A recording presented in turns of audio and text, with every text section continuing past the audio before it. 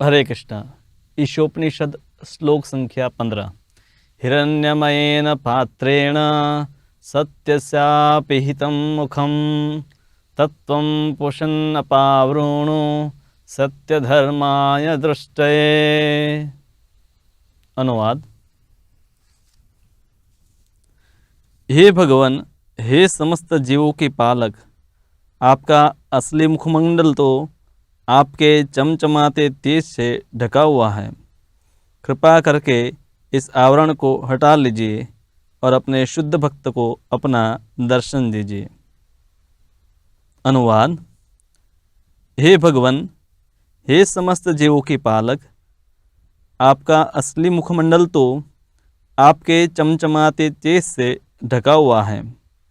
कृपा करके इस आवरण को हटा लीजिए और अपने शुद्ध भक्त को अपना दर्शन दीजिए।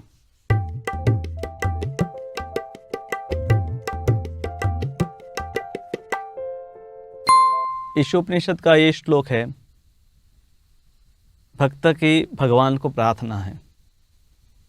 प्रार्थना किस लिए है? भगवान के दर्शन के लिए। और इसलिए यहाँ शब्द प्रयोग हुआ है मुखम, कि आप अपने सुंदर मुख का दर्शन करवाइए।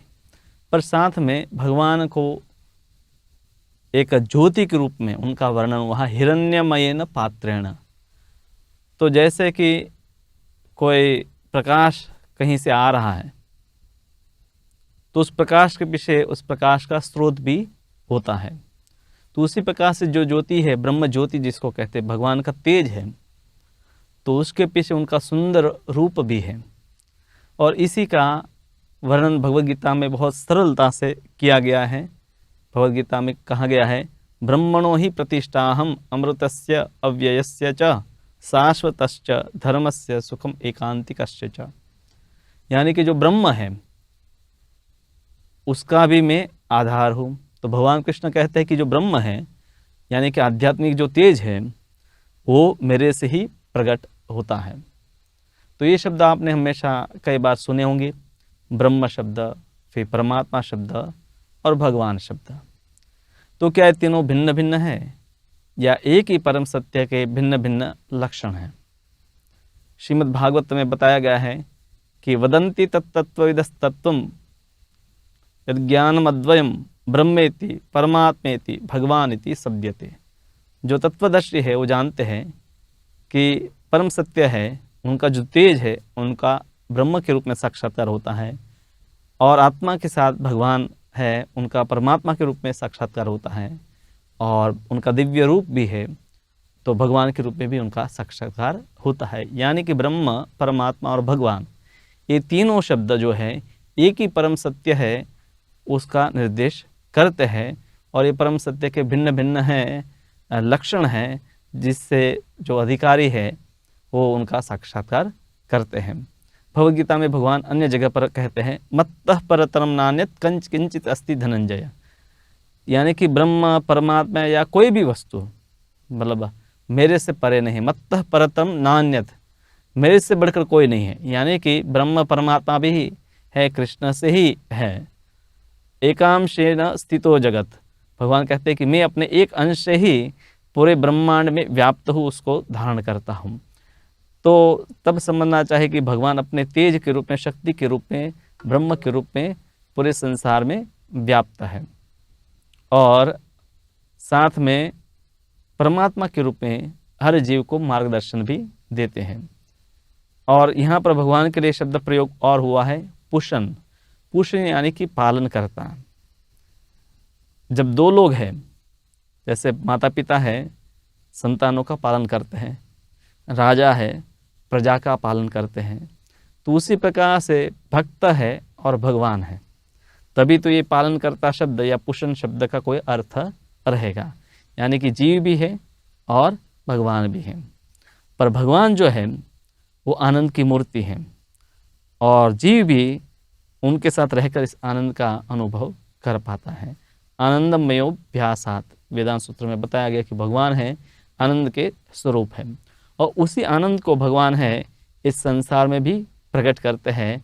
आज से 5000 साल पूर्व ब्रज में जब भगवान प्रकट हुए और वहाँ पर उन्हें कई लीलाएं की, जैसे अघासुर, बकासुर, पूतना, ऐसे कई असुरों को भगवान ने मारा। तो भगवान यहाँ पर ये लीलाएं करते अपने भक्तों की आनंद की वृद्धि के लिए। भगवान के प्रागट्य के अनेक कारण हैं, पर प्रमुख एक कारण है कि वो भक्तों का आनंद वर्धन करने के लिए ऐसा करते हैं। साथ में भगवान है लीला करके हमें दिखाते हैं, खास करके जो ज्ञानी हैं और योगी है, यानी कि जो ब्रह्म में मन लगाया जिसने है, परमात्मा में मन लगाया है, उनको भगवान कहते हैं कि मेरा जो वास्तविक जो स्वरूप है वो है दिव्य रूप भगवान, जहाँ पर मैं अपने भक्तों के साथ है व्यवहार करता हूँ। और इस संसार में कई लोग हैं तार्किक है, हठ योगी हैं, तो उनको भी भगवान है इन लीलाओं से कहते हैं कि मेरी ये सुंदर लीला है, इसमें आप भाग लीजिए। भागवतम में इसको बताया गया है, इत्थम सताम ब्रह्म सुखानुभूत्या, जो ब्रह्म सुख में जो योगी आनंद लेते हैं, दास्यम गतानाम परदेवतेन, और उसी भगवान को जो उनके भक्त हैं उनके दास बनकर उनकी सेवा करते हैं। माया श्रितानाम नरदारकेण, और जो माया में फंसे हुए लोग हैं वो भगवान को मनुष्य जानते हैं, मनुष्य ही मानते हैं। शाखम विजुहुनु कृत पुण्य पुंजा, पर साथ में आप देखिए कितना आश्चर्य है कि जो बच्चे कृष्ण के साथ खेल रहे हैं, कृत पुण्य पुंजा, अनेक जन्मों तक उन्होंने पुण्य किए, भक्ति की, तब उनको ब्रह्म के साथ खेलने का मौका मिला है। तो भगवान हमेशा अपने लीलाओं में, इस संसार में भी जब प्रकट होते हैं या अपने धाम में भी, वैकुंठ में भी, इन लीलाओं में हमेशा मग्न रहते हैं। वो कभी भी इन लीलाओं को छोड़कर कहीं नहीं जाते हैं। तो फिर हमें प्रश्न होगा कि फिर संसार का जो कार्य होता है, उसका सृष्टि है, पालन है, प्रलय है, ये सब कार्य कौन करता है? तो उसी के लिए भगवान अपना विस्तार करते हैं परमात्मा के रूप में और फिर ब्रह्म के रूप में, तो जिससे ये संसार के कार्य होते हैं। अब सांख्य योगी जो है या निर्विशेषवादी है, सांख्य योगी है, इस संसार के तत्वों का विश्लेषण करते हैं, पर वो समझ नहीं पाते हैं कि इस तत्वों के पीछे पुरुष जो है, परम पुरुष कौन है। और निर्विशेषवादी है, वो परम पुरुष की धारणा करता है, ईश्वर की धारणा तो उनकी है, पर उनको ये पता नहीं कि उनका भी दिव्य रूप होता है। तो यहाँ पर श्लोक में इसीलिए इन दोनों की भूल धारणाओं को दूर करने के लिए भक्त प्रार्थना करता है हिरण्यमयेन पात्रेण। तो भगवान का जो दिव्य तेज है उसको हिरण्यमय पात्र कहते हैं। तो कहा कि आपका ये तेज हटा दीजिए तो मैं आपका सुंदर रूप देख पाऊंगा। अगर कहीं से बहुत तेज आ रहा है तो आप उस पदार्थ को नहीं देख पाते हैं, तो तेज है आप हटाइए ताकि मैं आपके दिव्य रूप को देख पाऊँ। तो यहाँ पर हमें दो शब्द हैं, पहले विस्तार से हम समझेंगे कि परमात्मा और ब्रह्मा, ये दोनों शब्द आप समझ लेंगे तो भगवान जो शब्द है उसको भी समझना कठिन नहीं होगा। तो परमात्मा जब बोला जाता है तो सामान्य रूप से हम जानते हैं कि परमात्मा हृदय में होते हैं और उनका चतुर्भुज रूप, शंख चक्र गदा पद्म धारण किया हुआ चतुर्भुज रूप होता है। उनको पुरुष भी कहते हैं, परम पुरुष भी कहते हैं। तो इनके भी तीन रूप है, जो विष्णु रूप है वो भी तीन प्रकार के या तीन स्तर पर है विष्णु रूप प्रकट होता है। उसमें पहले है जिसको कहते हैं कारणोदक्षाय विष्णु।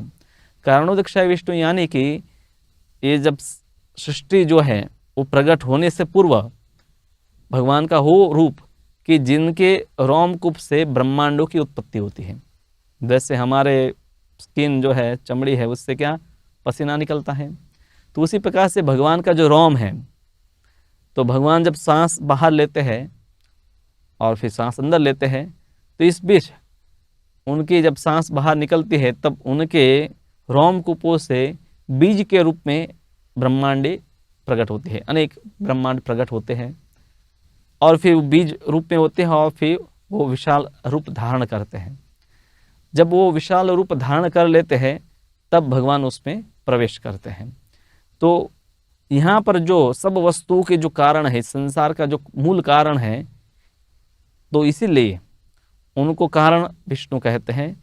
और वहाँ पर जो जल है जहाँ पर भगवान शयन करते हैं उनको उदक यानी कि पानी कहते हैं। कारण जल, जो सागर है जिस सब वस्तुओं का कारण है, इसीलिए इस विष्णु को कारण उदक शायी, शायी मतलब शयन करने वाले, कारणोदक शायी विष्णु कहते हैं। और इस कारण सागर को विरजा नदी भी कहते हैं। भगवान अब है जिस ब्रह्मांड को प्रकट किया, तो उस ब्रह्मांड का कार्य है, अपने आप तो नहीं चलेगा। तो उस ब्रह्मांड में भगवान प्रवेश करके उस ब्रह्मांड को आधा अपने ही शरीर के जल से भर देते हैं, यानी कि पसीना से। और फिर उसमें भगवान है शेष शैया पर शयन करते हैं और उनकी नाभि से ब्रह्मा जी का प्रागट्य होता है। और ब्रह्मा जी है प्रकट होकर बाद में पूरी जो सृष्टि है आगे प्रजापति और अनेक विभिन्न प्रकार की जीव जाति है उनकी उत्पत्ति करते हैं। तो ब्रह्मा जी है उनका प्रागट्य और उनके द्वारा जो सृष्टि है वो द्वितीय स्तर का सृजन है। सबसे पहले सृष्टि किसने की? भगवान विष्णु ने ही की होती है। तो इनको कहते हैं गर्भ उदकशायी विष्णु। उदक यानी कि पानी, शायी मतलब शयन करना, गर्भ। तो ये गर्भ जैसा ही पूरा ब्रह्मांड है। जैसे गर्भ में एक बालक होता है और माता होती है, तो उसी प्रकार से यहाँ पर बालक के रूप में है ब्रह्मा जी और उनके जो भी माता या पिता दोनों के रूप में है भगवान विष्णु। तो इसलिए उनको कहते हैं गर्भोदकशायी विष्णु।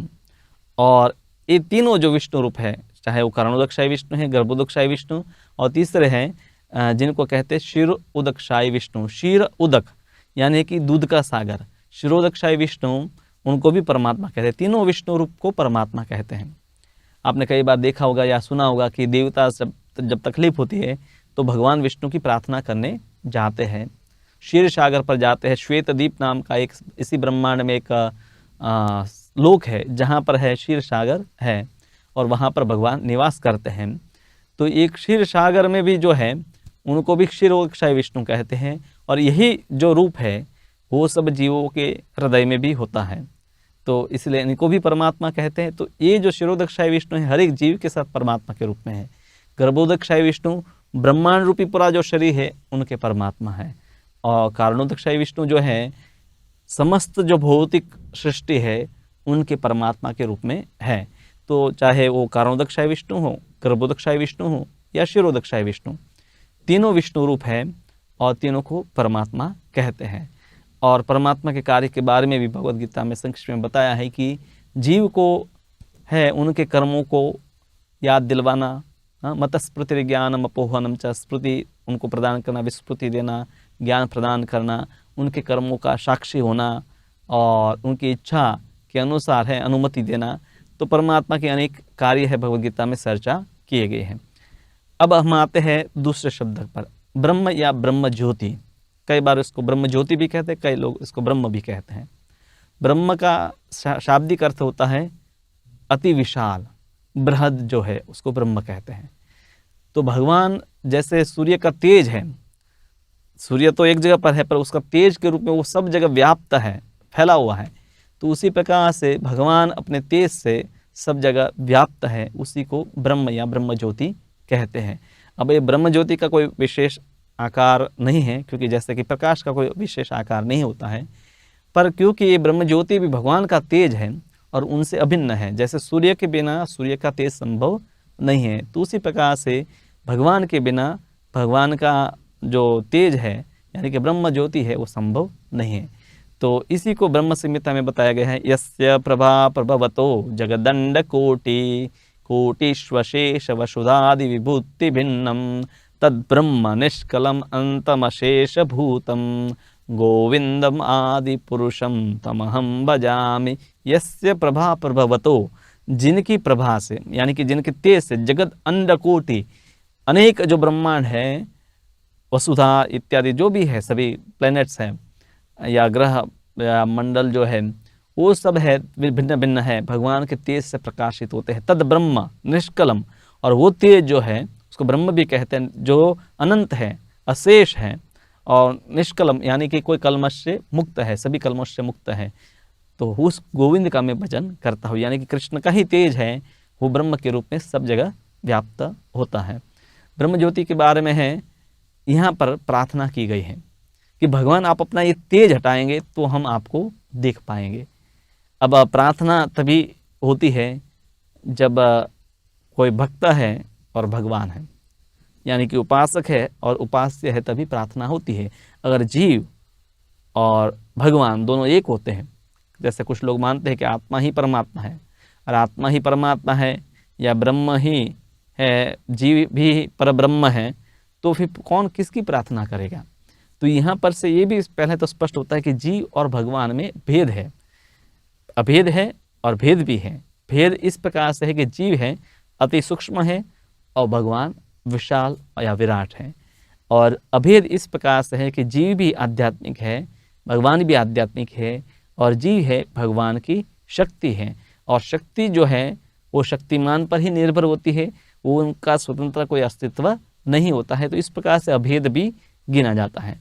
तो यहाँ पर है प्रार्थना करते हैं भक्त कि भगवान आप अपना तेज हटा दीजिए। कोई भी वस्तु को आपको देखना है तो जब तक तेज रहेगा तब तक आपको नहीं देख पाते हैं।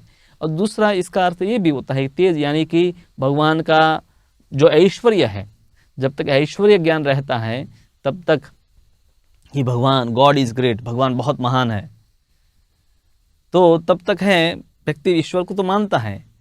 पर भक्ति की शुरुआत होती है जब हम समझते हैं कि भगवान का दिव्य रूप है और उनका भी हमारे साथ सनातन संबंध है, और वो संबंध है दास्य रस में होता है, साख्य रस में होता है, वात्सल्य रस में होता है, माधुर्य रस में होता है, शांत रस में भी होता है। तो इस प्रकार से 5 रस है, और 7 गौण रस है, जैसे रौद्र, बिभत्स, कारुण्य, हास्य, तो इस प्रकार से वीर रस, अन्य 7।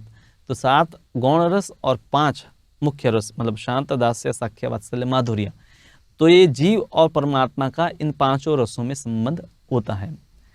जैसे कि संसार में भी आप देखिए, कोई व्यक्ति है तो ऑफिस में वो बॉस है, घर पर है पति है, बच्चों के लिए वो पिता है, और उनके माता पिता जो है व्यक्ति के, उनके लिए उनका वो पुत्र है, हाँ, और पत्नी के लिए वो उनका पति है और प्रेमी है। तो इस प्रकार से एक ही व्यक्ति की कई लोगों के साथ भिन्न भिन्न संबंध है।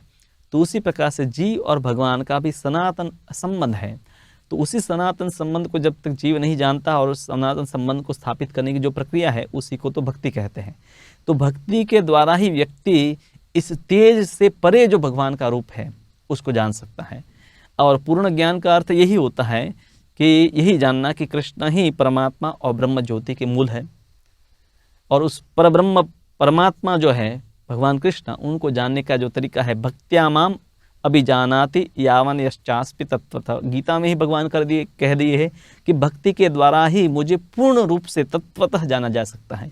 ज्ञान, योग इत्यादि आपको मदद करता है ब्रह्म या परमात्मा को जानने के लिए, पर भगवान के दिव्य रूप को जानना है, आपको उनके साथ संबंध जोड़ना है, तो भक्ति का आश्रय लेना पड़ेगा। भक्ति का मतलब ये है कि भगवान के साथ पर्सनल, व्यक्तिगत संबंध, वो संबंध है जिसको हम भूल चुके हैं, उसी संबंध का पुनः साक्षात्कार करना है।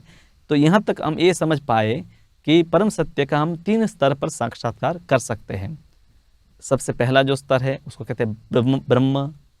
जैसे कि जो ज्ञानी हैं वो जानना चाहते हैं अपने ज्ञान के बल से, खास करके उपनिषदों के माध्यम से, कि वो शक्ति क्या है कि जो सर्वव्यापी है, जो जिनका कोई वर्णन नहीं किया जा सकता है, जो सभी गुणों से परे है। तो इस प्रकार से वो परम सत्य को समझने का प्रयास करता है। और दूसरा है योगी। योगी ध्यान के द्वारा अपने हृदयस्थ जो परमात्मा है उनका यम, नियम, आसन, प्राणायाम, प्रत्याहार, ये सब जो अलग स्टेप्स है, उसके बाद अंत में जब योग ध्यान में स्थित हो जाता है और ध्यान जब परिपक्व हो जाता है, तब उस समाधि की जो स्तर में वो परमात्मा का साक्षात्कार करता है। और भगवान का भक्त है, वो भगवान के दिव्य रूप को जानता है, और इसलिए भगवान के नाम, भगवान के रूप, भगवान के गुण, भगवान की लीलाएं, इन सब का श्रवण करता है, कीर्तन करता है, भगवान की पूजा करता है, और ये सरल जो भक्ति की पद्धति से उससे भगवान के दिव्य रूप का साक्षात्कार करता है। तो जो ब्रह्म को जानने वाला है ज्ञानी, उसको सत का साक्षात्कार है। जो परमात्मा को जानने वाला योगी है, उसको सत और चित्त, ये दोनों का साक्षात्कार है। पर भक्त जो है, जो भगवान को जानता है, वो सत, चित्त और आनंद तीनों की अनुभूति कर चुका है। ज्ञान के स्तर पर भी आनंद है, योग के स्तर पर भी आनंद है, पर भक्ति के स्तर पर जो आनंद है वो सर्वोत्तम है। और इसीलिए भगवान इस संसार में जब आते हैं तो अपने भक्तों के साथ लीलाएं करते हैं, और आनंद का, अपने आनंद का और उनके भक्तों के आनंद का वर्धन करते हैं। अब ये स्तर कि कृष्ण ही परम भगवान है और उन्हीं का विस्तार है, ब्रह्म है, परमात्मा है, तो ये जो है अनेक जन्मों के बाद व्यक्ति इस ज्ञान को समझ पाता है। अभी आप ये सुन रहे हैं तो ऐसा नहीं कि पहली बार आप ये सुने और अभी तुरंत आप इस स्तर पर आ गए। अनेक जन्म हमने भी पहले बिता दिए होंगे और अब जाकर हम समझे हैं कि कृष्ण ही परम भगवान है। इसलिए गीता में बताया गया है वासुदेव सर्वमिति स महात्मा सुदुर्लभ। हो महात्मा दुर्लभ है जो समझ चुका है कि कृष्ण ही सब कुछ है। तो जो ज्ञानी है, सर्वश्रेष्ठ ज्ञानी को भी भगवान ने यही कहा कि वो ज्ञानी सर्वश्रेष्ठ है कि जो मेरे में मन लगाता है। तो चाहे ब्रह्म की उपासना में कोई लगा है, परमात्मा की उपासना में कोई लगा है, इन दोनों को अंततः है परम भगवान, जो परम भगवान है उस स्तर पर आना पड़ेगा, तभी वो पूर्ण आनंद की अनुभूति करेंगे। तो भक्ति के बारे में हमने बताया कि भक्ति के द्वारा आपको ब्रह्म का साक्षात्कार भी हो जाएगा, परमात्मा का साक्षात्कार भी हो जाएगा और भगवान का साक्षात्कार भी हो जाएगा। तो भक्ति की सरल पद्धति कलयुग में है हरे कृष्णा कृष्ण कृष्ण हरे हरे, हरे राम राम राम हरे हरे। भक्ति में क्यों हम भगवान के नाम के जप के ऊपर और उनके कीर्तन के ऊपर, उनके कीर्तन को सुनने के ऊपर भार देते हैं? क्योंकि कोई भी व्यक्ति है, उनके साथ आप जब रिलेशनशिप यानी कि संबंध बनाते हैं तो क्या करते हैं? उनके साथ ही बात करते हैं, उनके साथ कहीं घूमने जाते हैं, उनको जो पसंद है वो वस्तु उनको भेंट देते हैं, या वो कोई भेंट देते हैं उसको हम स्वीकार करते हैं। उनकी पसंद नापसंद ये सब वस्तु हम जानने का प्रयास करते हैं और उनसे अधिक से अधिक उनका संग करते हैं, उनके साथ में समय बिताते हैं, बातें करते हैं। तो यही तो भगवान के साथ संबंध स्थापित करने के लिए भी हमें करना होता है। श्रवणम, फिर कीर्तनम यानी कि उनके बारे में बोलना, उनके बारे में सुनना, उनका फिर स्मरण करना। तो ये जो है भक्ति की प्रक्रिया स्वाभाविक है, मतलब समाज में भी हम यही करते हैं। तो उसी को जब कृष्ण केंद्रित कर देंगे तो आप भक्ति में तुरंत प्रगति कर लेंगे। पर जो योग है, खास करके हठ योग की पद्धति है, वो थोड़ी कृत्रिम है। उसके लिए व्यक्ति को सांसारिक कार्यों को छोड़ करके समाधि या ध्यान के लिए प्रयास करना है, पूरा काफ़ी जो जटिल प्रक्रिया से उसको गुजरना पड़ता है। तो सरल जो है भक्ति का मार्ग है और भगवान स्वयं ये भी बताए। तो यहाँ पर जो भक्त प्रार्थना करता है हिरण्यमयेन पात्रेण सत्यस्यापिहितं मुखम, तो वो भक्त है और इसीलिए वो कहता है भगवान आपका ये तेज है हटाइए, क्योंकि आप तेज से कोई आदान प्रदान नहीं कर सकते हैं। आप जान सकते कोई व्यक्ति है बहुत तेजस्वी है, पर फिर आप उससे व्यवहार करना चाहते तो आप कहें कि ये तेज आप हटा लीजिए ताकि मैं आपके सुंदर मुख का दर्शन कर पाऊँ, आपकी भक्ति कर पाऊँ, आपको कुछ भेंट अर्पण कर पाऊँ, आपकी सेवा कर पाऊँ।